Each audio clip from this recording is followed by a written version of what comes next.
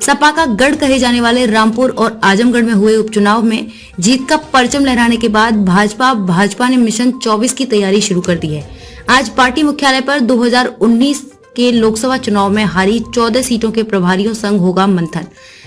आजमगढ़ और रामपुर लोकसभा उपचुनाव में सपा का गढ़ ढहाने के बाद भाजपा 2019 के लोकसभा चुनाव में हारी हुई 14 सीटों पर जीत की चौसर बिछाएगी।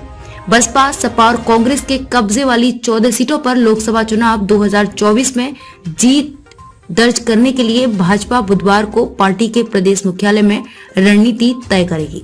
लोकसभा 2019 में भाजपा गठबंधन को 80 में से 24 सीटों पर जीत मिली थी। वहीं सपा को मुरादाबाद, संभल, मैनपुरी, आजमगढ़ और रामपुर सीट पर जीत मिली थी। बिजनौर, अमरोहा, अम्बेडकर, गाजीपुर, घोसी, जौनपुर, लालगंज, नगीना, सहारनपुर और श्रावस्ती लोकसभा सीट पर बसपा जीती थी। सिर्फ रायबरेली में कांग्रेस अध्यक्ष सोनिया गांधी चुनाव जीती थी। हाल ही में सपा का गढ़ माने जाने वाले आजमगढ़ और रामपुर लोकसभा क्षेत्रों के उपचुनाव में भाजपा ने दोनों सीटों पर कब्जा जमा लिया है। अब प्रदेश में एनडीए के लोकसभा सदस्यों की संख्या 66 हो गई है। लोकसभा चुनाव 2024 में भाजपा ने 80 में से 75 सीटों पर जीत का लक्ष्य रखा है। पार्टी के रणनीतिकारों का मानना है कि 2019 में हारी सीटों पर अभी से चुनावी चौसर बिछाने के लक्ष्य को हासिल किया जा सकता है। इस क्रम में भाजपा विपक्ष के कब्जे वाली इन सीटों पर कमर खिलाने के लिए बुधवार से तैयारी शुरू होगी।